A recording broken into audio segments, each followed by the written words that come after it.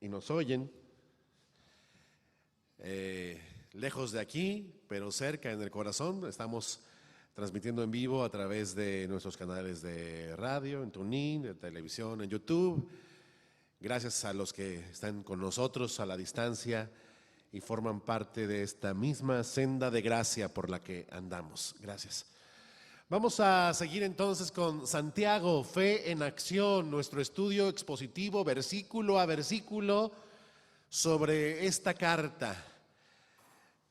La idea es, como dicen las propias escrituras, que aquí enseñemos y aprendamos todo el consejo de Dios.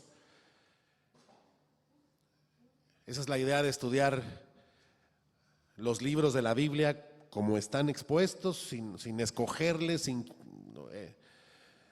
meramente un hombre, el maestro, el pastor, escoger lo que cree que la congregación necesita escuchar, sino leer las escrituras en su totalidad. Quién sabe si nos alcance la vida, ¿verdad?, para exponerlas así todos los libros de la Biblia, pero estamos en esa tarea y en esa seguimos. Vamos entonces a Santiago capítulo 1. Hoy vamos a ver los primeros 4 versículos. De alguna forma el 1, pues ya lo abordamos la semana pasada cuando revisamos quién es este Santiago, el hermano del Señor Jesucristo que escribió esta carta dice allí a las tribus que están en la dispersión. Decíamos que Santiago es quien fungía como columna o cabeza, el pastor de la iglesia en Jerusalén, pocos años después del ministerio de Jesús mismo. Entonces vamos a leer Santiago 1 del 1 al 4. Dice: Santiago, siervo de Dios y del Señor Jesucristo, a las 12 tribus que están en la dispersión, salud. Hermanos míos, tengan por sumo gozo cuando se hallen en diversas pruebas, sabiendo que la prueba de su fe produce paciencia, mas tenga la paciencia su obra completa para que sean perfectos y cabales, sin que les falte cosa alguna. Vamos a orar. Señor, ayúdanos, esfuérzanos esta noche. A los que vienen cansados, dales nuevas fuerzas. Y a todos, Señor, prepáranos en nuestras mentes y corazones para recibir lo que esta noche quieres hablar. Que estas palabras sean aliento a nuestra alma, vida a nuestros huesos, nuevo ánimo a nuestros corazones. Te lo rogamos, Padre, dándote gracias que nos concedes estar juntos para recibir tu palabra. En Cristo Jesús. Amén. Gracias, Señor. Muy bien, pues decíamos, el versículo 1 es básicamente el saludo. De hecho, cuando dice ahí salud, pues no es que está brindando con una copa de Martinellis, vamos a ponerle de este que no tiene alcohol para que no digan que estaba ahí brindando con alcoholes. Pero salud no, salud hoy decimos salud así, ¿verdad? La sociedad se usa decir salud para eso. Pero pues de salud viene la palabra saludo. Cuando alguien dice ahí salud, pues está saludando. Por eso de repente, aunque nos suena raro, las personas mayores dicen, mándale saludes a fulanito, y dices, ¿saludes o saludos? Pues es que es lo mismo, saludes es deseos de salud. Y eso es lo que está deseando bienestar. El bienestar material propio, pues de aquel que vive en esta tierra, ¿verdad? La salud, que es algo que necesitamos todos, ¿verdad? Para estar en este mundo, en nuestro transitar por este mundo. Dice ahí Santiago, dice, soy siervo de Dios. Curiosamente, siendo hermano de Jesucristo, no se presenta como hermano de Jesús, sino como siervo de Dios, ¿sí? Vemos aquí en Santiago un hombre humilde y también un hombre que es conocido de la iglesia. No necesita presentar demasiadas credenciales para que sepan quién está escribiendo. Y vaya que sus destinatarios son muchos. Él está escribiendo nada menos, dice allí, que a las 12 tribus que están en la dispersión. Esto es, a los judíos que habían conocido a Cristo, que se habían convertido a Cristo y que a causa de su fe ahora no podían estar allí en Jerusalén, sino que habían tenido que salir de este lugar, habían tenido que salir de Jerusalén a causa de la persecución. Muchos de ellos expulsados de sus casas, desheredados, perseguidos, afligidos por causa de su fe. A toda esta comunidad de creyentes les dice en el versículo 2, hermanos míos, hermanos míos. Esto es un equivalente de hermanos en la fe. Él no está llamando hermanos míos a todos los judíos, sino específicamente a aquellos que son como él, creyentes de Cristo, hijos de Dios por la fe en aquel que había dado su vida en la cruz. En el Nuevo Testamento, cuando vemos la palabra hermanos, es necesariamente un sinónimo de hermanos en la fe, no hermanos de nacionalidad, como ciertamente llegaron a tratarse entre sí los judíos, todos los judíos, sino hermanos en Cristo. ¿Sí? Y además el que lo use aquí Santiago es un sello de intimidad, un sello de identificación personal de Santiago con cada uno de aquellos que forman parte de esta comunidad que ahora está dispersa. En la dispersión significa que han tenido que salir pues, a muchos lugares diferentes para poner pues, su vida a salvo. Y Dios ha usado aún esa dispersión para que el evangelio pues empezara a correr a otros lugares, a otras latitudes, más allá de los muros de Jerusalén. Hermanos en Cristo, entonces dice: hermanos míos, tengan por sumo gozo cuando se hallen en diversas pruebas. Dice ahí el versículo 2. Una versión, que es la traducción lenguaje actual, dice: hermanos míos en Cristo, ustedes deben sentirse muy felices cuando pasen por toda clase de dificultades. Varias cosas vamos a ver, es un mensaje tremendo y tenemos mucho que aprender al respecto. Pero una de las cosas que llama la atención es que parece que Santiago trae prisa con el tema, ¿no? O sea, saluda rapidito, no se pierde en preámbulos. No lo vemos como a Pablo decir: y oro por ustedes, y recuerdo su fe, y les llevo en mis oraciones. No, Santiago va a lo suyo, como que le urge decirle esto a sus hermanos en la dispersión, es decir, a sus hermanos que han tenido que salir huyendo y que están padeciendo toda clase de dificultades en ese exilio o en esa salida de su lugar de residencia. Al grano, con urgencia. Y es que no era para menos, la iglesia estaba sufriendo mucho en aquellos días. Pero le digo una cosa: aun cuando nuestra iglesia hoy, nuestra comunidad cristiana local no parece ser una comunidad muy sufriente, que digamos, eso no garantiza que no lo vaya a hacer en el futuro. Lo que le aguarda a este mundo no es muy prometedor para los creyentes. Contra todas estas enseñanzas que prometen un futuro de prosperidad y de mucha bendición, la verdad es que es posible que esta generación de cristianos pues sencillamente sea una generación perseguida. Y relativo y más bien amplio, yo diría, bienestar del que goza la iglesia en nuestros días es realmente frágil, como frágiles son todas las cosas que hay en este mundo. Y por tanto conviene que en las cosas en que somos probados, pues vaya siendo ejercitado de parte de Dios este corazón que sabe sufrirlo todo con tal de persistir en Cristo. Dice: tengan por sumo gozo, alégrense mucho cuando estén pasando por diversas pruebas. Diversas pruebas significa que son de muchas presentaciones, vienen en muchos tamaños y en muchos colores y en muchas tallas.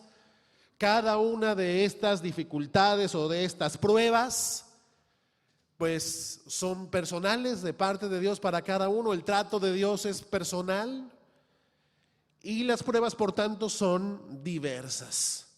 Alégrense cuando estén pasando por ellas, por estas pruebas.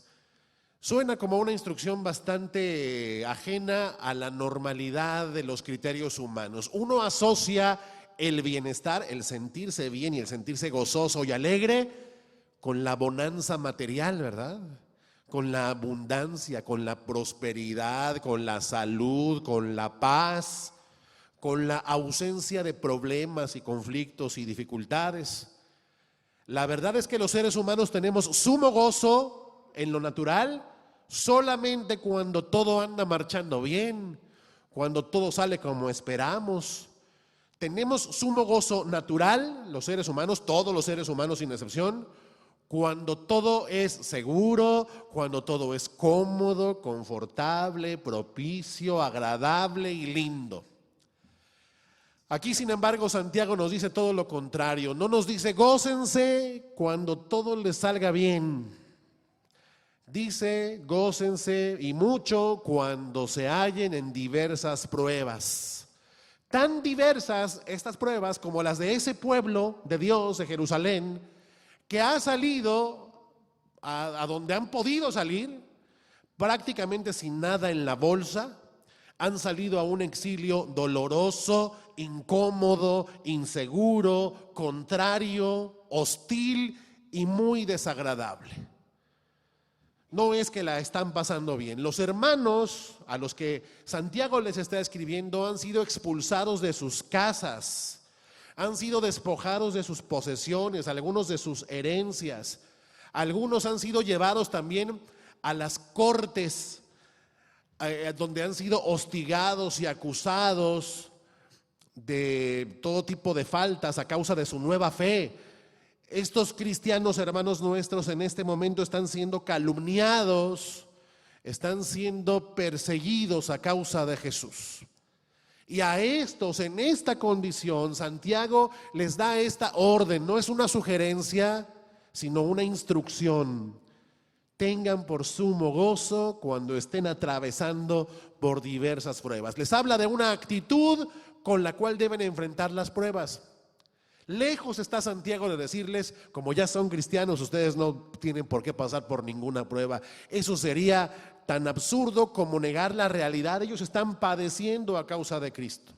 Imagínese usted una iglesia saliendo perseguida de Culiacán, por ejemplo, ¿no? Y que a causa de la fe, pues hemos tenido que irnos de aquí cada uno por su camino, según el Señor le dio oportunidad de escapar de las condiciones de persecución y de agresión reinantes. ¿Cuántas pruebas tendríamos que soportar a causa de esto? Desde salir por los caminos, no en vehículos cómodos y lujosos, sino como se pueda, soportando las inclemencias del tiempo, buscando pues, a ver a dónde nos metemos, ¿verdad? Buscando a dónde se va a establecer, dónde puede ser recibido, dónde se puede hospedar. Pero aparte irse sin bienes, irse sin recursos.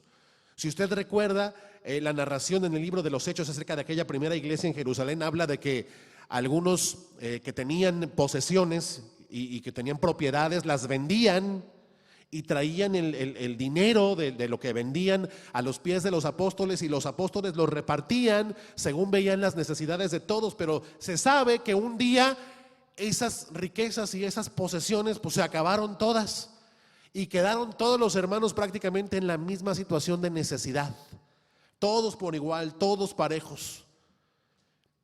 Los varones, imagínese usted los varones debiendo salir de Jerusalén con sus esposas y con sus hijos, llevando a sus hijos sobre sí a cuestas por el camino mientras se establecían por allí en algún lugar seguro. Seguro los niños se les enfermaban, así como se nos enferman a nosotros, nomás que ellos huyendo. Se les enfermaban los niños, les lloraban por el camino, les daba hambre, les daba sed, les daba calor, les daba frío, padecían, se afligían. Otros de estos iban y conseguían un trabajo en algún sitio lejano, pero luego que comenzaban a trabajar, eran explotados. Los patrones que tenían solían darles pagas miserables y a veces retenerles el pago de su trabajo. Más adelante el propio Santiago se va a referir en concreto a los hermanos que estaban padeciendo este tipo de cosas, ¿sí?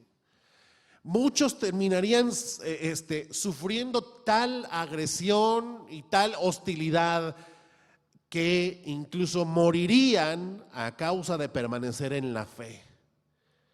Hoy nosotros no vivimos esa clase de persecución, cierto, pero podemos extender sin lugar a dudas, sin temor a equivocarnos, este mismo consejo, esta misma orden de las Escrituras a todas aquellas cosas que padecemos y en las cuales no tenemos nosotros una injerencia directa, las cosas que vienen, que nos son adversas y que y que son adversas, y también son situaciones en las que no podemos participar en gran manera o en gran forma. Ciertamente un día podemos padecer la persecución, pero mientras no sufrimos la persecución, esta orden es aplicable, por ejemplo, cuando alguien sufre una pérdida o tiene un problema. Cuando, por ejemplo, a alguien se le incendia su casa, vamos a poner el ejemplo, ¿no? Que nosotros en alguna etapa de nuestra vida conocimos a unos hermanos recién llegados a la fe, que las primeras cosas que les pasaron fue que se les quemó su casa. Y el consejo allí sería: gózate si se te incendió tu casa, y alégrate si te quedaste sin muebles, y regocíjate si tronó tu negocio, y gózate cuando te enteras que el diagnóstico que estabas esperando dice que es cáncer, y alégrate cuando uno de los tuyos muere, y regocíjate cuando te quedas sin empleo, pero no a causa de tu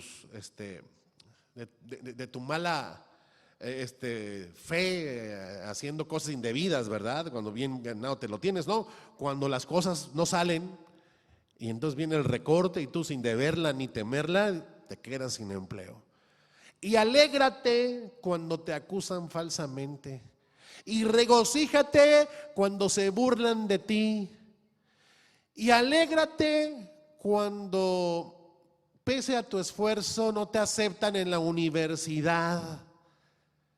Y gózate cuando se te descompone el carro. Y gózate cuando perdiste tus ahorros. Y alégrate cuando le pegas con el dedo chiquito del pie izquierdo a la pata de la cama. Gloria a Dios. Todo tipo de pruebas, diversas dificultades. ¿Qué es lo normal cuando nos vienen estas cosas que hemos enlistado aquí? ¿Qué es lo normal? ¿Gozarnos, Roberto? ¿Es normal gozarnos? No, no es normal. No, nuestros corazones nos inclinan a otra cosa. Lo primero es que es muy posible que nos enojemos y queremos agarrar a patadas a la cama, ¿verdad? Porque cómo se atrevió a golpearnos nuestro dedito.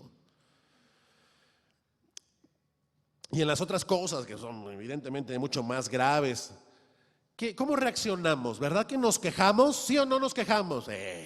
Nos quejamos. Lamentamos lo que nos sucede, y algunos, me lo dijo un pajarito, hasta maldicen. Y de repente abrimos la boca y hasta decimos con insensatez cosas vanas. Qué bien, Señor, a ver ahora qué más sigue.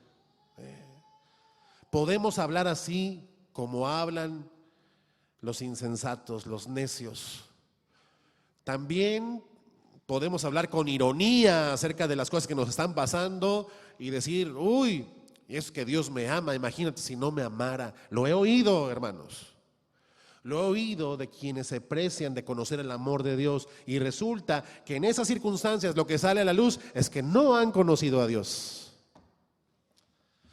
Otros dicen con escepticismo cuando les pasan estas cosas: pues a ver ahora cómo salimos de esta, a ver si salimos, a ver cuándo. Y otra reacción es la depre. No sé, de repente abrazamos esos sentimientos hasta con cariño, y en vez de decir la depresión, decimos la depre, así de cuates, ¿verdad? Colocándonos así en posición de víctimas. Ay, pobre de mí. Cuánto sufre mi pecho que late tan solo por ti. Es una canción. Y en todas esas reacciones lo que se asoma es nuestro egoísmo. Esas reacciones ya son pecado, mis amados. Son pecados. ¿Sabe por qué? Nos indignamos por el trato que Dios nos da, por las cosas que tenemos que padecer o que nos afligen en la vida.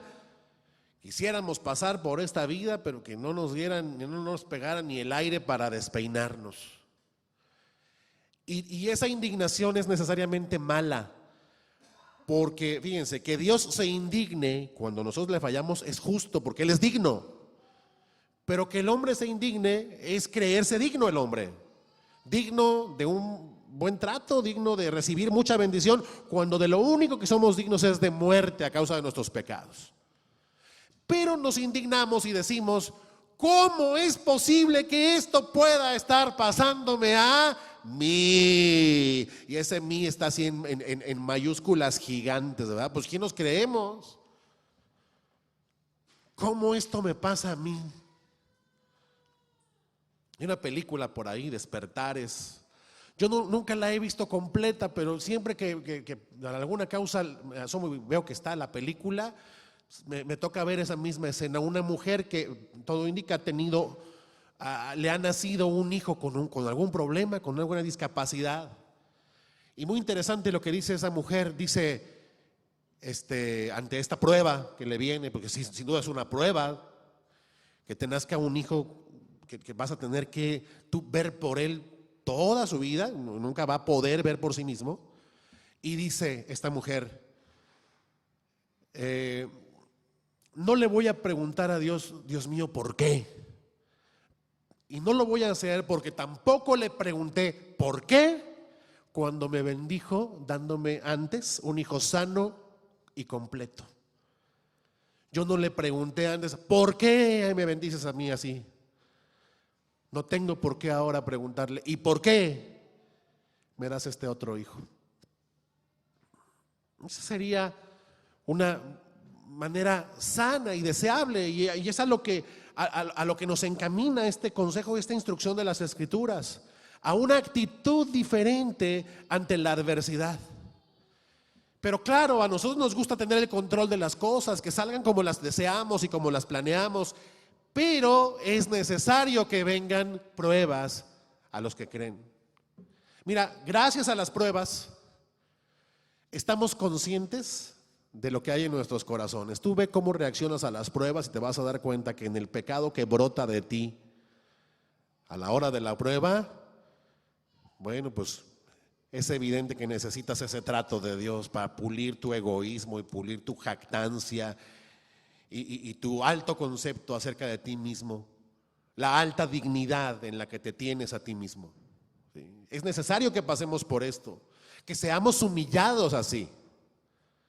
Decía el salmista: bueno me es haber sido humillado para que aprenda tus mandamientos. Es bueno. Porque tenemos que recordar una cosa, mis amados: el propósito de Dios para nosotros no es mejorar nuestro confort. El propósito de Dios para nosotros es mejorar nuestro carácter. No nuestro confort, nuestro carácter. Ese es el énfasis de Dios. Pero nosotros queremos confort y aparte, pues jugueteamos con la idea de que nos lo merecemos, que no tendríamos por qué sufrir, pero vienen las pruebas y nos pegan en la cara. Y gracias a Dios, las pruebas muchas veces nos ponen en nuestro lugar. Y a esa jactancia y a ese orgullo y a ese creer que merecemos, agréguele aparte las enseñanzas del evangelio de la prosperidad, y entonces estamos fritos, ¿no? Cuando te enseñan que si estás en Cristo, pues ya no tienes por qué sufrir, porque pues ya Cristo sufrió por ti. Sí, sufrió el castigo de tus pecados. Pero la Biblia habla ampliamente acerca de la necesidad de que nos identifiquemos con los padecimientos de Cristo, con sus sufrimientos.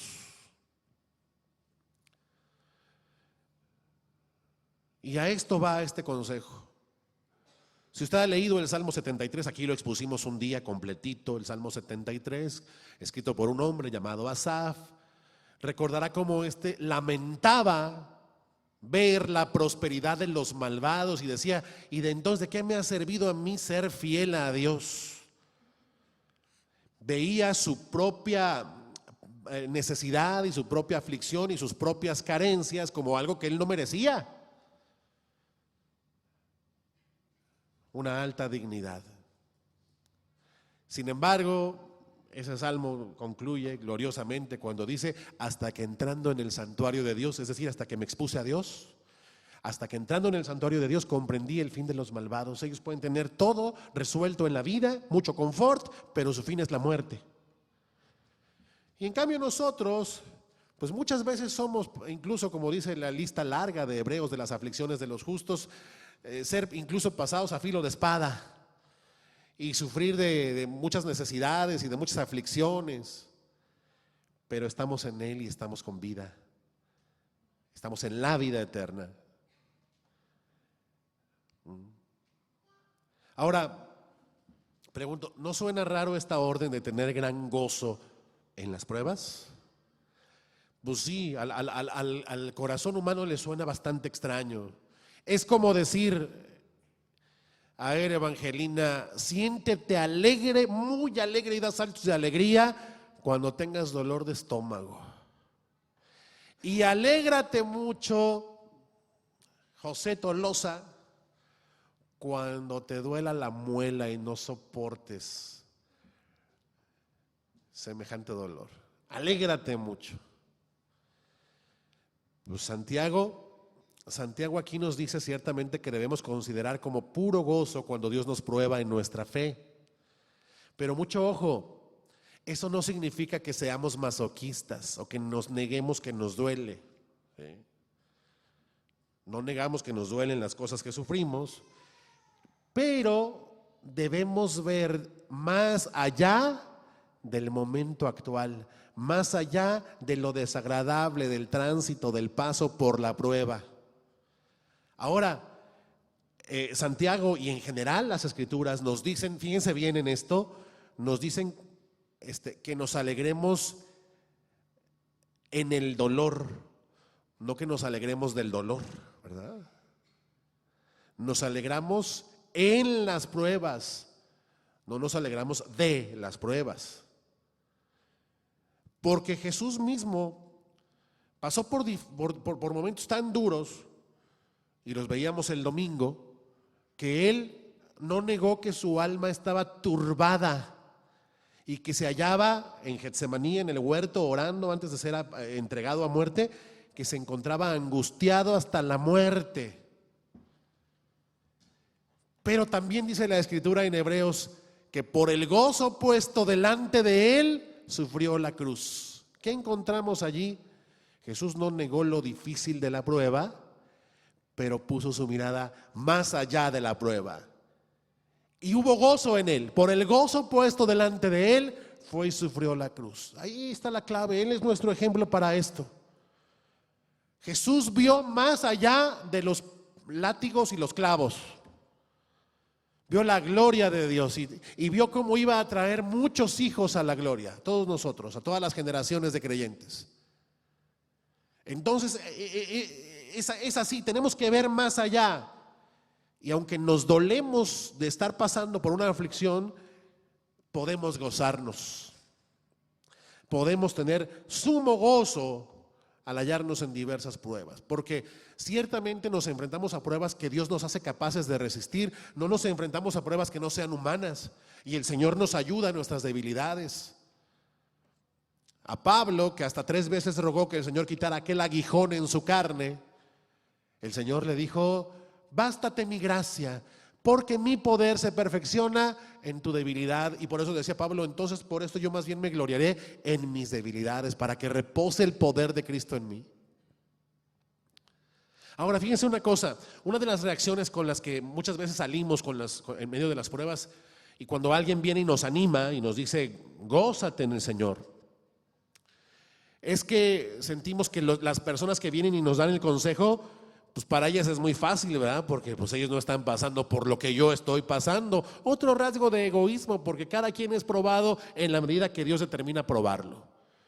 Y tú puedes pensar que el que viene y te trata de alentar está hablando a la ligera, pero tú no sabes, quizás no sabes, por todas las que esta misma persona, que es tu hermano en Cristo, también ya ha pasado. Aquí el riesgo al leer a Santiago precisamente es ese, que algunos hermanos que están sufriendo mucho pueden decir: bueno, a ver, Santiago, pues ¿qué no te das cuenta por todas las que estamos pasando? O sea, Santiago sigue en Jerusalén, Santiago no se ha tenido que ir, Santiago sigue allá en la ciudad.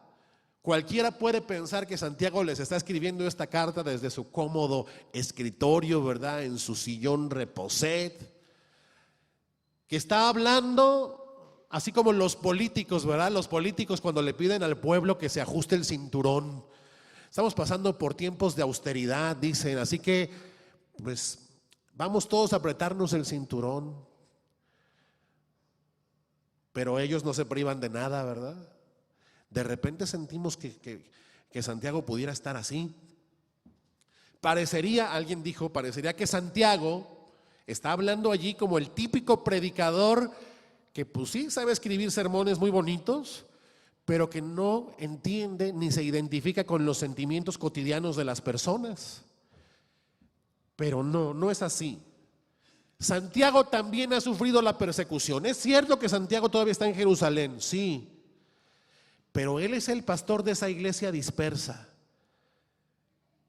Y podemos entender que cada oveja de estas le ha dolido. Está sufriendo con los suyos. Es más, o sea, él ha sido partícipe de esa misma persecución. Él, por ejemplo, atestiguó la muerte de Esteban. Él estaba allí cuando Esteban fue apedreado a causa de su predicación. Y de hecho, el mismo Santiago, no crean ustedes que se quedó inmune ahí en su oficina, ¿verdad? A gusto, sino que padeció la persecución a tal grado que Santiago, no lo dijimos la otra vez porque se nos fue el tiempo, Santiago murió apaleado por sus perseguidores. Y murió apaleado porque no lo pudieron matar lanzándolo desde el pináculo del templo. Lo aventaron, pero sobrevivió a la caída. Y entonces se cuentan las crónicas que sus perseguidores tomaron unos palos que usaban los trabajadores para acomodar la lana, y con esos palos lo molieron a golpes hasta matarlo, a Santiago. Santiago es el que está diciéndonos, tantos siglos después, de parte del Señor, inspirado por el Espíritu Santo: gócense cuando se encuentren pasando por diversas pruebas. Este pastor, Santiago, entonces no es ajeno a esos sufrimientos. Es alguien con autoridad que está hablándoles a los hermanos aquí. Ahora, insisto, sí es bien, no deja de resultar ajeno a la naturaleza humana. Esto es para renacidos.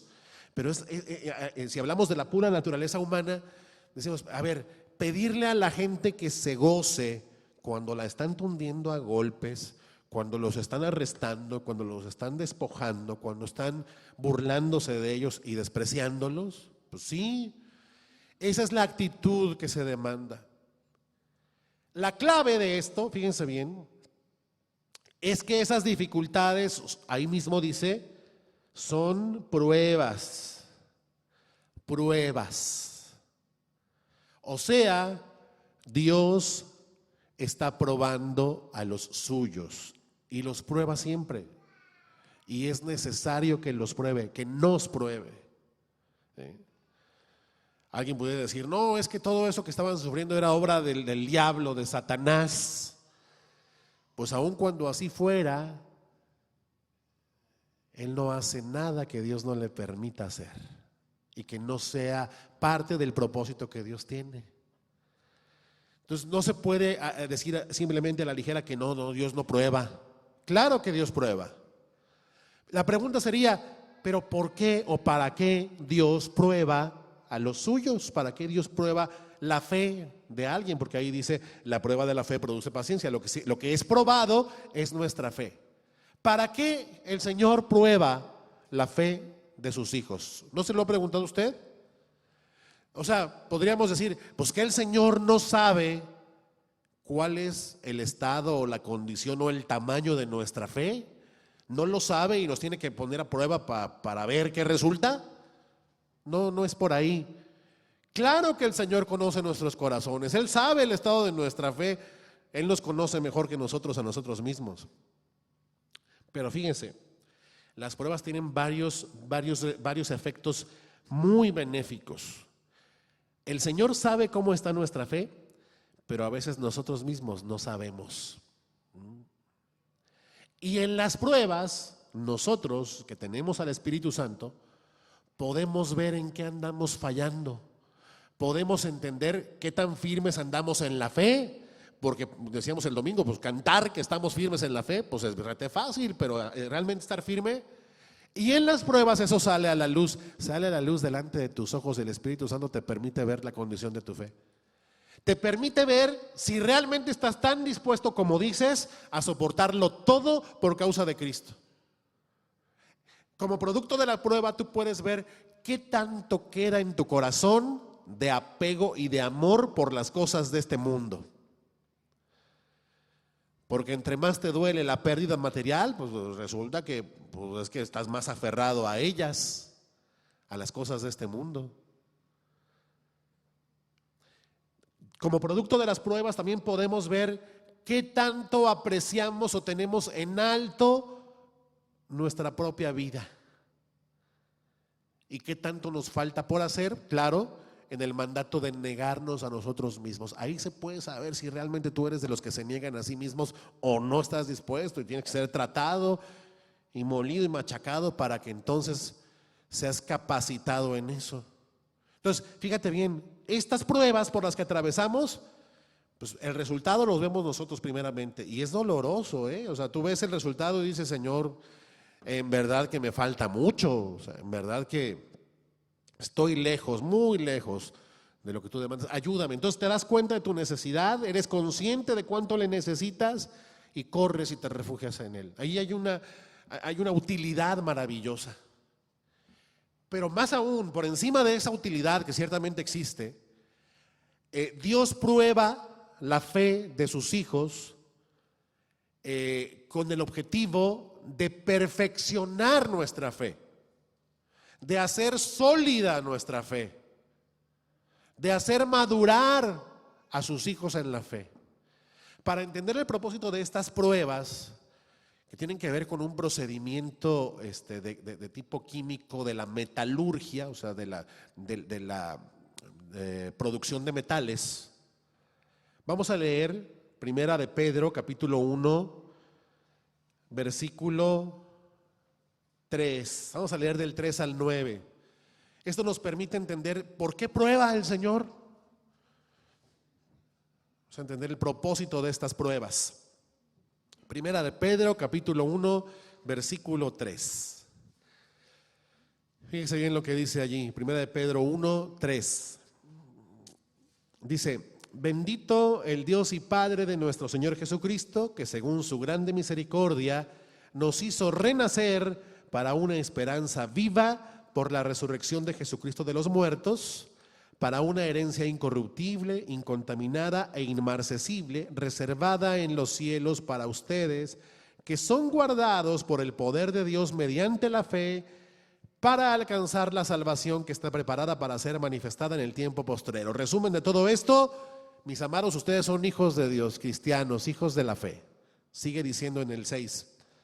En lo cual ustedes se alegran. ¿Sí? ¿Nos alegramos de ser cristianos? Sí. ¿De ser herederos de salvación? Sí. Aunque, dice ahí en el 6, aunque ahora, por un poco de tiempo, si es necesario, tengan ustedes que ser afligidos en diversas pruebas. ¿Para qué? Dice ahí, para que sometida a prueba la fe de ustedes, mucho más preciosa que el oro, el cual, aunque perecedero, se prueba con fuego, sea hallada, la fe de ustedes, en alabanza, gloria y honra cuando sea manifestado Jesucristo, a quien aman sin haberle visto, en quien creyendo, aunque ahora no lo vean, se alegran con gozo inefable y glorioso, obteniendo el fin de su fe, que es la salvación de sus almas. Entonces, gran resumen de esto. Primero, somos hijos de Dios. Aleluya. Gloria a Dios por eso. Por tanto, como somos sus hijos, es necesario que seamos afligidos en diversas pruebas. Esas pruebas tienen la finalidad de purificar y de hacer sólida nuestra fe. Dice ahí Pedro que el oro se prueba con fuego, se mete al fuego para purificarse. La fe también es metida al fuego cuando somos metidos al horno de las aflicciones y de las pruebas. Y en ese horno el fuego purifica el oro y lo mismo el fuego de las pruebas purifica nuestra fe. Al salir del horno, porque se sale del horno, el oro está puro.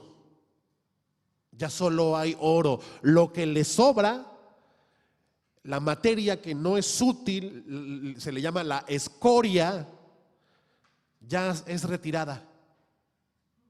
Es un sobrante. Sale del horno y el oro es puro. Y la fe al salir del horno de las aflicciones también. ¿Sí? El oro prevalece. La fe prevalece. Pura. Se purifica. El oro, después de ser probado en el fuego, termina siendo más precioso y útil. La fe también. Saliendo del horno, termina siendo más preciosa y útil. Es necesario que así sea. Solamente hay una forma de hacer esto y es así, por medio del fuego. En el caso de la fe, por medio de las pruebas. Así lo dijo, por ejemplo, el apóstol Pablo un día, apenas poco después de que fue apedreado en una ciudad llamada Listra. Lo apedrearon y lo dejaron allí creyendo que estaba muerto el apóstol. Dice ahí en Hechos 14:21, yo se lo leo, que después de anunciar el evangelio a aquella ciudad y de hacer muchos discípulos, volvieron Pablo y Bernabé a Listra, a Iconio y a Antioquía, confirmando los ánimos de los discípulos, dice, y exhortándoles a que permaneciesen en la fe y diciéndoles, escuche bien, es necesario que a través de muchas tribulaciones entremos en el reino de Dios. ¿Es que? Necesario. Es necesario. Es el trato de Dios. Es así como se purifica nuestra fe y se perfecciona el carácter del creyente. Jesús mismo en su andar en esta tierra se refirió a esas mismas aflicciones, aflicciones derivadas pues no de nuestro modo de vivir, sino de andar con Él, de ser hijos suyos. Lo dijo en Mateo 5:10, acompáñenme por favor. Vamos a verlo allí. Mateo 5:10. Ya decíamos que Pedro dijo, somos creyentes y por tanto es necesario que seamos probados. Mateo 5:10 son palabras de Jesús y son palabras contundentes a este respecto. Dice Mateo 5:10,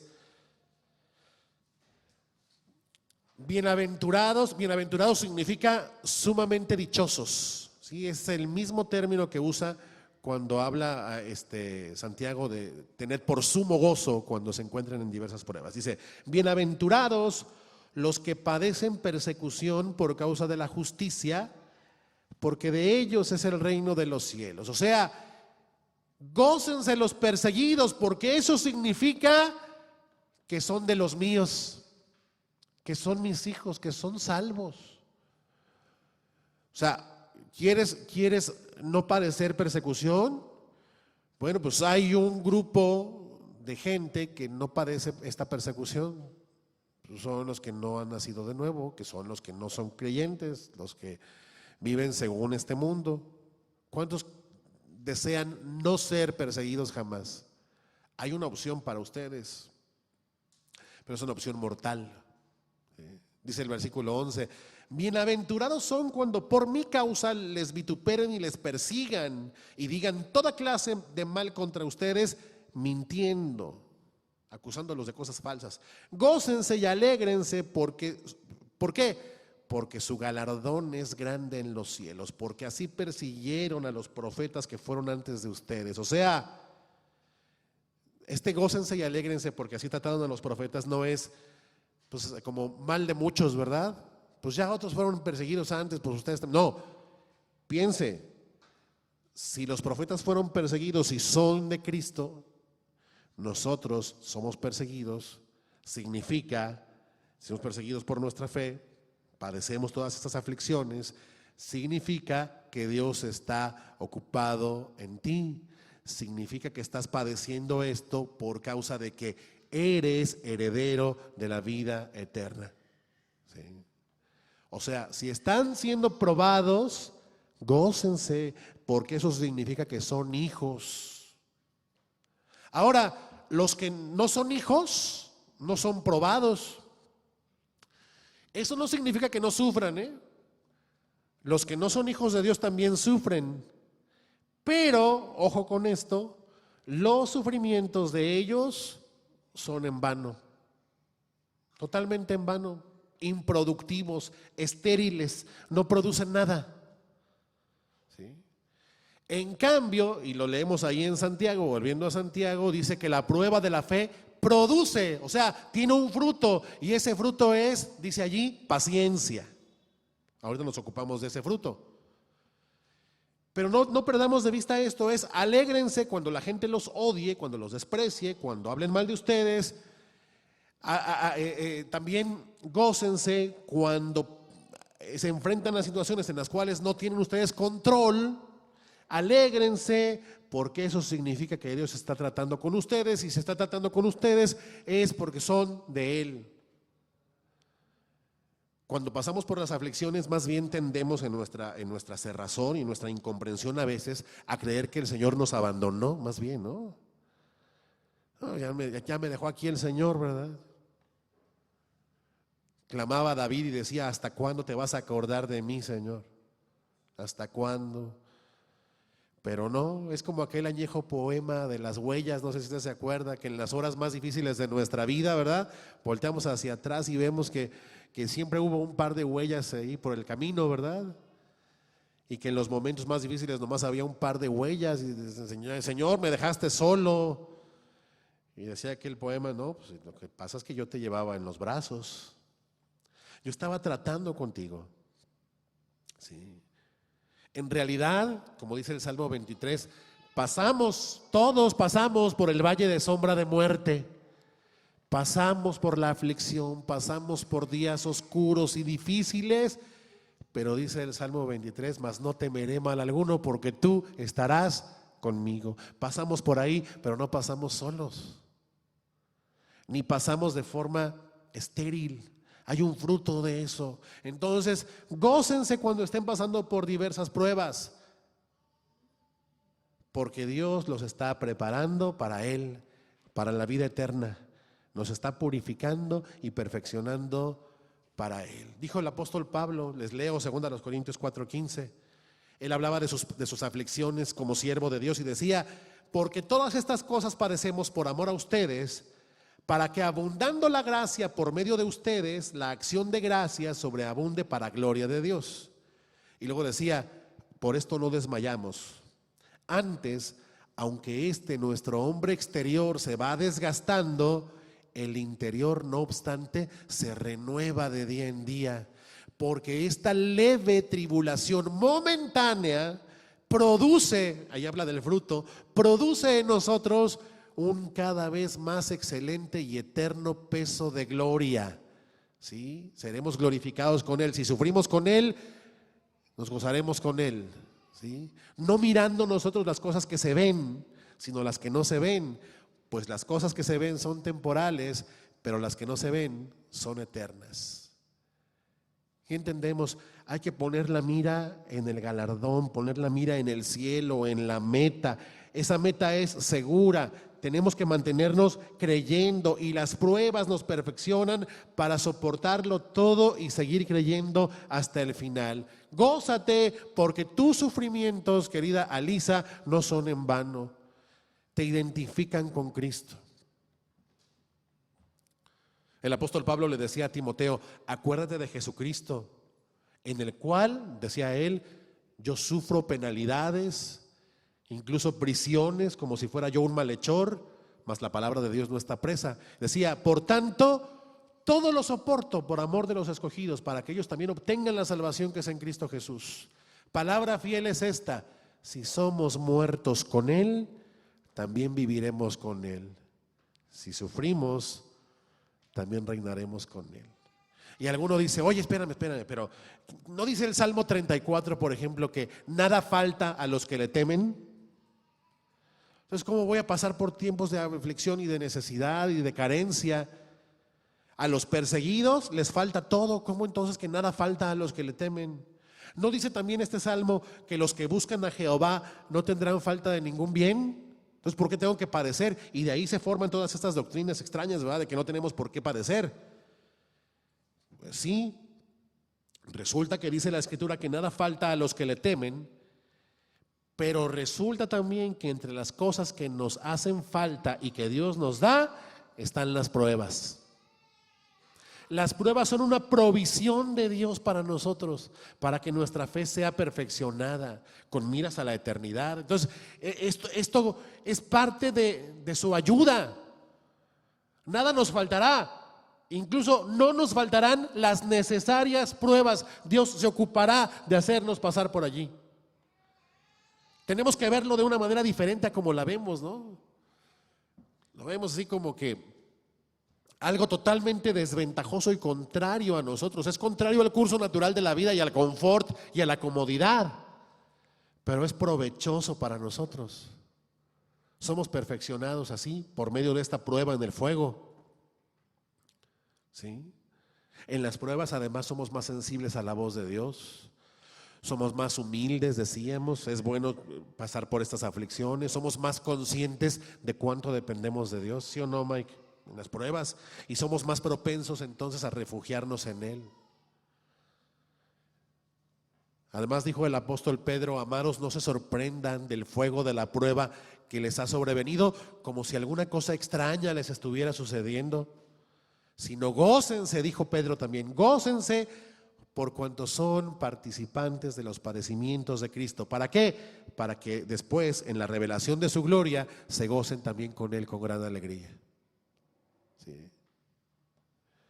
Dice el versículo 3 de Santiago 1, sabiendo que la prueba de vuestra fe produce paciencia. Pues leemos paciencia, pero realmente podríamos referirnos a esto que Santiago habla allí más bien como perseverancia. La prueba de la fe produce perseverancia. ¿Sí? Algunas traducciones así lo marcan. Aquí traigo varias. Por ejemplo, una dice: pues ya saben que cuando su fe es puesta a prueba, ustedes aprenden a soportar con fortaleza el sufrimiento. ¿Sí? Otra dice: sabiendo que la prueba de su fe produce perseverancia. Ya saben ustedes que la prueba de la fe produce constancia.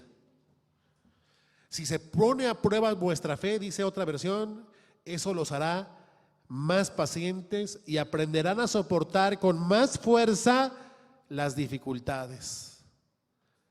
La prueba de la fe entonces produce paciencia, perseverancia, constancia. Significa eso. La fe es probada y esa prueba hace que nuestra tolerancia a la adversidad, nuestra tolerancia al dolor y nuestra paciencia para esperar en la salvación de Dios aumente. Hace que estemos más firmes para esperar bien equipados la salvación prometida. Las pruebas entonces hacen crecer tu paciencia para que persistas en tu caminar con Cristo. Nos permiten a los creyentes ser constantes al sobrellevar pues las naturales dificultades de la vida, por duras que sean, sabiendo que aun cuando andamos en medio de la angustia y de la aflicción, el Señor nos vivificará un día. ¿Sí? Que el Señor, como dice el Salmo 138, el Señor cumplirá su propósito en mí. Que hoy está más cerca nuestra salvación que el día que creímos. Él nos salvará. Esta paciencia o esta perseverancia o esta constancia, ojo, son para esperar en Él, para esperar en su salvación, para anhelar su venida, para desear estar con Él. Otra vez, viendo las cosas que no se ven, porque las que se ven pues se destruyen, pero las que no se ven son eternas. Esto es para enfocarnos en la eternidad, para enfocarnos en lo que vale la pena en la vida, que es Él y solo Él. Las pruebas entonces también aquí entendemos son la forma en que Dios nos ayuda a que despeguemos nuestros ojos del mundo y de sus deleites, para que entonces deseemos el deleite que hay en Él. Dice la Escritura que en su presencia hay plenitud de gozo y delicias a su diestra para siempre. Hay que poner los ojos entonces en eso. Y las pruebas nos permiten poner los ojos en esto, esperar con paciencia nuestra adopción, nuestra redención que se acerca. Entonces, cuando estás pasando por esto, cuando te corrieron del trabajo injustamente, y cuando te calumniaron y te pusieron a pleito y te demandaron, y cuando se burlaron de ti, y cuando recibiste ese diagnóstico totalmente contrario acerca de tu salud, y cuando perdiste a alguien a quien amabas, cuando tuviste estos terribles problemas familiares o con los vecinos o cualquiera de estas aflicciones a las que nos enfrentamos habitualmente, tienes que entender que Dios no está jugando contigo, que está tratándote como a hijo y usando todo eso para perfeccionar tu carácter, mi hermano. Fíjate, cuando estamos siendo pasados por pruebas, ojo, Dios no está viendo a ver cuánto aguantas, Ociel. Te está fortaleciendo para que aguantes, para soportarlo todo. No es que Dios te está llevando a tu límite, es que está extendiendo tu límite. Te está haciendo a la imagen de su Hijo. Te está perfeccionando para que seas más como su Hijo. Para eso fuimos predestinados, para ser hechos a la imagen de su Hijo. En las pruebas Dios nos hace más fuertes para persistir, y esto es necesario. En medio de las pruebas, además, como dice Pablo en Colosenses, podemos comprobar que somos en verdad fortalecidos con poder para toda paciencia y buen ánimo. Fortalecidos por Dios en nuestro hombre interior. Fortaleza entonces para perseverar y continuar. Pero dice, y con esto termino, en el versículo 4 de Santiago 1, mas tenga la paciencia su obra completa, para que sean perfectos y cabales, sin que les falte cosa alguna. Le leo otra traducción que quizás nos haga entenderlo un poquito mejor. Dice, por lo tanto deben resistir la prueba hasta el final, para que sean mejores y puedan obedecer a Dios en todo lo que les ordene. O sea, resistan la prueba hasta el fin, aguanten, esperen, fortalezcanse en el Señor, no desmayen. Enfermos, vamos a ponerlo en esos términos, no abandonen el tratamiento. No intentes tomar atajos ni escapar. No escupas la medicina. No escupas la medicina. No intentes caminar si todavía no te han quitado el yeso de la pata rota que traes. Espera. No intentes abrir el capullo a la mariposa. De ahí esa imagen que tenemos aquí. Hay una gran enseñanza, una valiosa enseñanza en eso. Usted sabe que la oruga se convierte en mariposa, ¿no? Pero para ello pasa por un estado intermedio. Es un capullo, ¿verdad? Se forman allí las alas y demás, y después de un tiempo la mariposa, ya con sus alas formadas, debe abrirse paso con mucho esfuerzo, con gran trabajo, para romper el capullo, salir por un lugar apretadísimo, y ya entonces, habiendo salido con mucho esfuerzo, volar para lo que fue hecha la mariposa. Pero si usted va ahí de curioso, ¿verdad?, y ve el capullo ahí y dice, pues le voy a echar una mano a esta mariposa para que no sufra tanto, le voy a evitar la fatiga de salir de allí con tantas dificultades, va y le corta de un tijerazo, le hace un hoyo ahí, una abertura al capullo, y dice, ahora sí, mariposa, pues salte, que salga fácilmente. Si usted hace eso, ha condenado a la mariposa a ser incapaz de volar. No va a poder volar. ¿Por qué? Porque resulta, y vea la sabiduría de Dios en este diseño, resulta que los esfuerzos que la mariposa hace por salir del capullo son indispensables para que los fluidos propios de su organismo fluyan a lo largo y a lo ancho de sus alas, y entonces sus alas se fortalecen y ya son capaces de soportar su propio peso durante el vuelo. Adelántele usted el proceso y no va a poder volar la mariposa. Y esa es una gran enseñanza respecto a nosotros. La enseñanza es: no se desesperen ni intenten escaparse del trato. Resistan hasta el final las pruebas, porque la verdad sí dan ganas de tomar atajos y cortar capullos y escaparse. Yo me recuerdo a mí mismo en mis primeros días como cristiano rogándole al Señor que mejor ya me llevara con Él. Yo se lo pedí, ya Señor, ya. Porque decía yo, me has despojado de todo. Y pues no me había despojado de todo. Yo solamente me había despojado Él en aquel tiempo, en aquel momento, de mi pequeño y envanecido mundo. Sí. Eso no era el mundo, esa era una oficina. Eso no era el mundo, esa era una posición. Eso no era el mundo, esa era una vanidad, ¿verdad? Entonces aguanten vara, como dijo alguien, ¿verdad? Esa expresión tiene que ver con el arte, le llaman arte, pues es bastante cruel, de los picadores de toros, de los que tienen esta lanza con la cual perforan el lomo de los toros antes de que pasen a la lidia.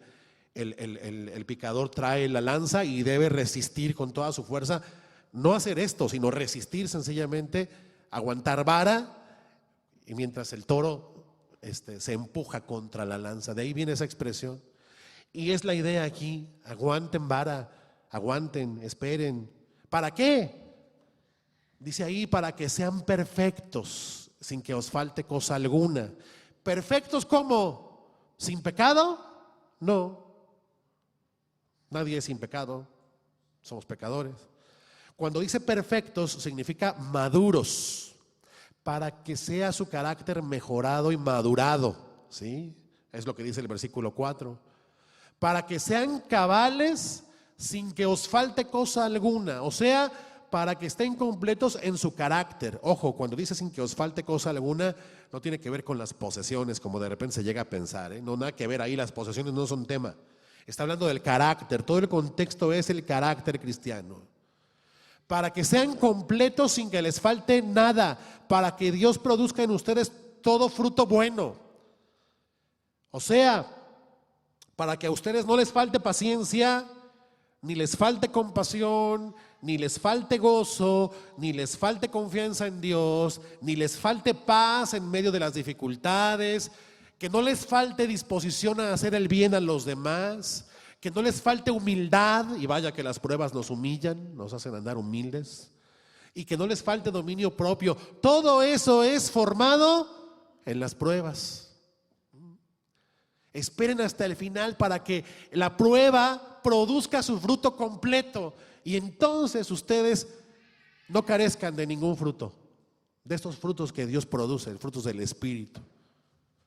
Esperen en Dios con paciencia en esas pruebas, manténganse gozosos en sus corazones hasta que la prueba termine completamente, porque el artesano no saca el oro del horno sino hasta que ya es su tiempo, hasta que ya ha sido completamente purificado, hasta que ya estuvo suficiente tiempo en las llamas como para salir ya purificado y ser muy útil. Así resistan ustedes. No desmayen. ¿Esto es difícil? Termino aquí. Sí, es difícil. Tan difícil como difícil era para Lázaro, muerto de 4 días, obedecer al que le dijo: ven fuera. Pero Lázaro pudo, ¿se acuerda?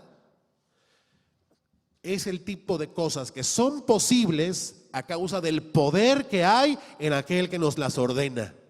He allí la gracia de Dios, el poder que nos capacita para hacer lo que aquí nos pide en la Escritura que hagamos. Y hay que tener esta disposición y esta actitud siempre. Debemos ser ejercitados en esto para perseverar siempre. Se ha dicho, por ejemplo, que el mejor boxeador es el que ha boxeado más.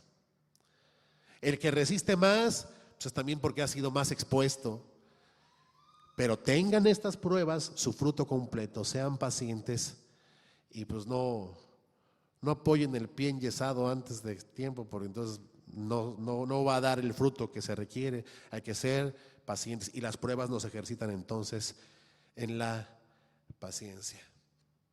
Acordémonos de Job.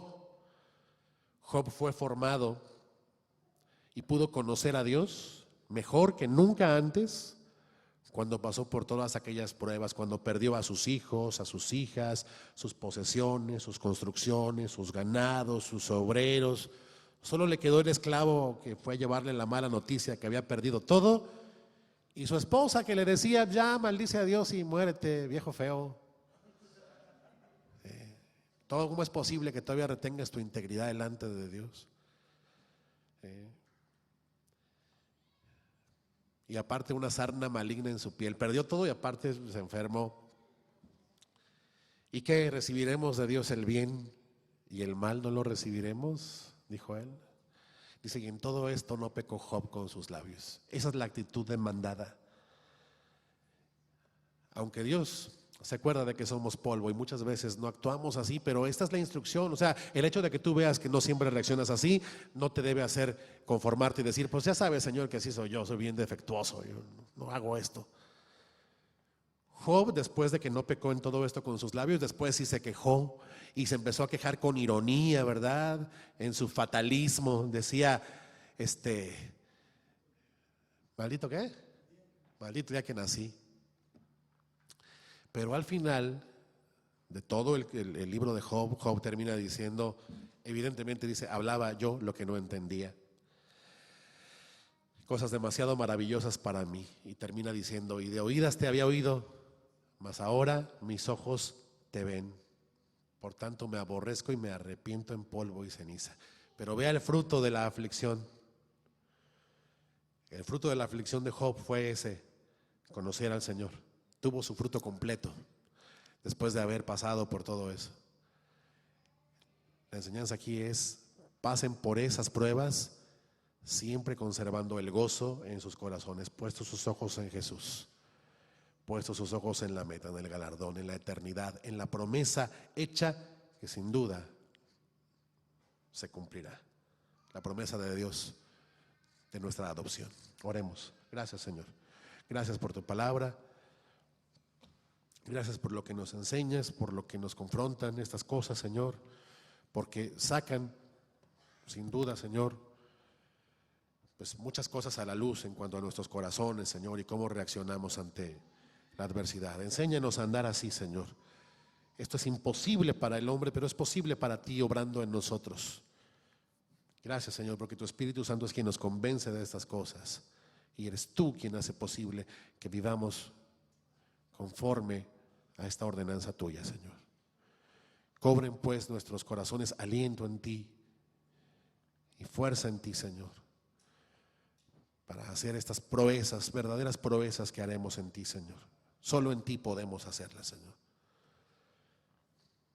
Y así seamos hallados pues, gozándonos aún en medio de las pruebas más difíciles, para gloria tuya, Señor, para que brille tu nombre en nosotros. Así sea, en Cristo Jesús.